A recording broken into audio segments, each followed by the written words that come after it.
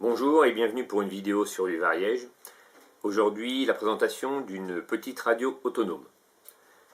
Donc en matière de radio autonome, il y a beaucoup de modèles différents. Il y a beaucoup de tarifs différents. Il y a du très bon marché et du très haut de gamme. Et là, on se situe plutôt dans du moyenne gamme, entrée de gamme. C'est un appareil qui coûte moins de 30 € et nous étions curieux chez Survivre Ariège de voir ce que pouvait donner ce genre de petite radio pas très chère. Donc ça a été acheté sur un gros site de commerce en ligne.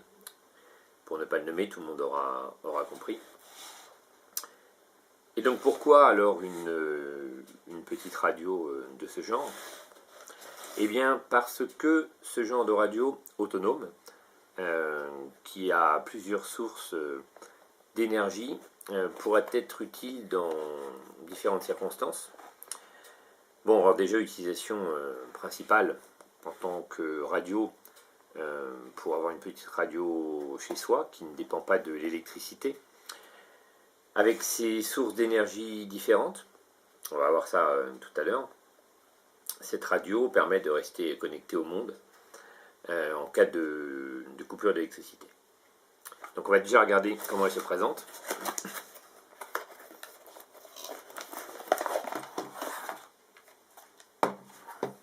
Alors, cette radio est livrée avec un cordon USB pour la recharger, ce qui va nous amener directement aux sources d'énergie de cette petite radio autonome. Donc plusieurs sources d'énergie possibles pour cette radio. Un panneau solaire, une dynamo classique,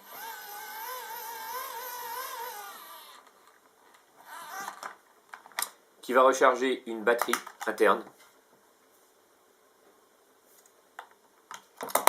et ensuite, pour ceux qui le désirent, un logement pour des piles AAA.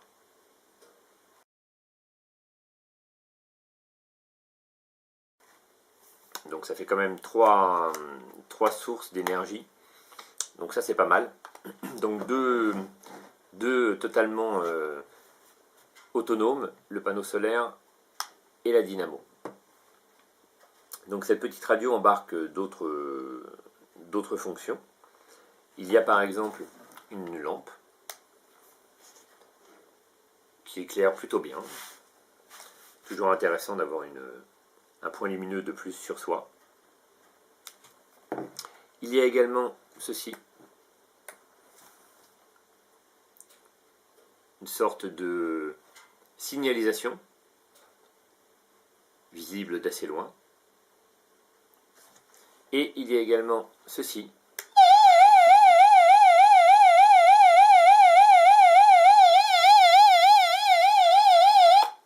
donc voilà, vous l'aurez entendu, une alarme sonore assez forte qui pourrait servir pour se signaler si on est en détresse, si on est perdu, si on est coincé quelque part.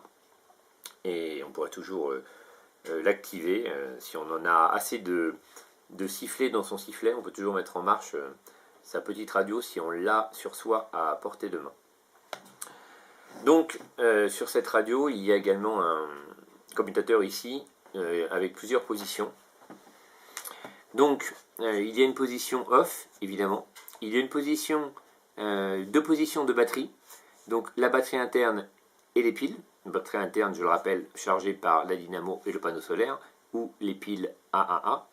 Et il y a également un positionnement vers une source de rechargement pour pouvoir éventuellement recharger un téléphone portable.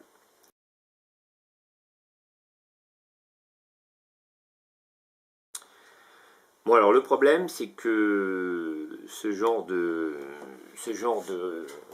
batterie ne peut pas recharger un smartphone. En tout cas, j'ai essayé avec le mien. Et que ce soit la manivelle de la dynamo ou le panneau solaire, ça n'a pas pu recharger mon smartphone. En revanche, on a testé un ancien téléphone portable d'ancienne génération, qui n'est donc pas un smartphone, qui est un peu moins gourmand en énergie. Et là, le rechargement se fait très bien. Donc, pour quelqu'un qui voudrait emporter en randonnée, par exemple, un téléphone portable d'ancienne génération, ce qui peut suffire pour éviter de casser son smartphone, eh bien, ce genre de petit appareil multifonction peut recharger un téléphone portable ancienne génération sans problème. Donc c'est toujours ça, c'est pas mal. Donc le rechargement se fait ici via une prise USB. Donc le cordon est fourni. Et vous noterez également ici qu'il y a une prise jack. Donc c'est pas mal. Toutes les petites radios autonomes bon marché ne sont pas dotées d'une prise jack. Donc pour économiser encore davantage de la batterie et ne pas utiliser l'ampli, on peut utiliser un casque audio, donc c'est plutôt pas mal. Il y a une Dragon, bien sûr. Donc on va quand même tester la fonction principale de l'appareil, à savoir une radio avec une antenne qui se tire de manière très classique. Le positionnement sur la batterie. Et voilà. Alors, on va essayer de chercher quelque chose.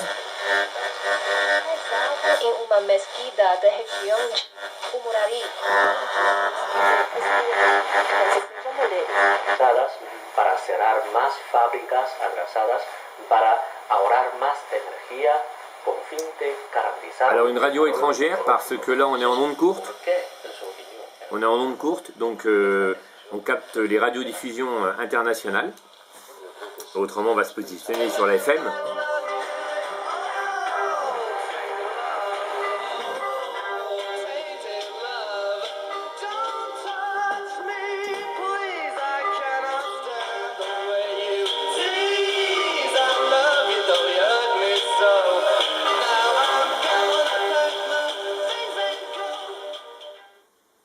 Donc voilà, la radio fait le travail qu'on lui demande, à savoir capter la radio. Ça fonctionne bien, c'est conforme à ce qu'on peut attendre d'une petite radio autonome.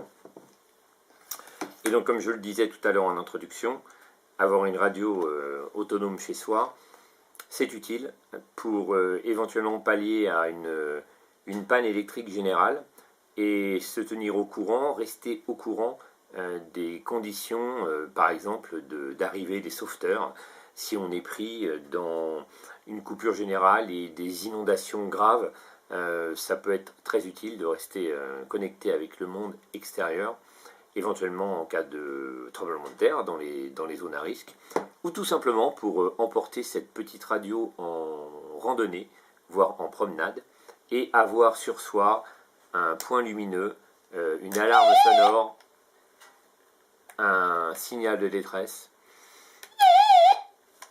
un panneau solaire, une dynamo, de quoi recharger un petit appareil électrique comme un smartphone et éventuellement écouter la radio.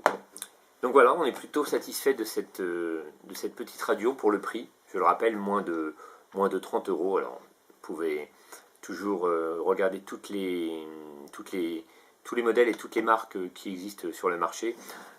C'était intéressant de tester une petite radio bon marché pour voir ce que cela pouvait donner. Le travail est fait, le contrat est rempli, la radio fonctionne, capte les ondes courtes internationales, l'AFM très très bien. Et voilà, un bon petit produit à avoir chez soi en cas de panne de courant général.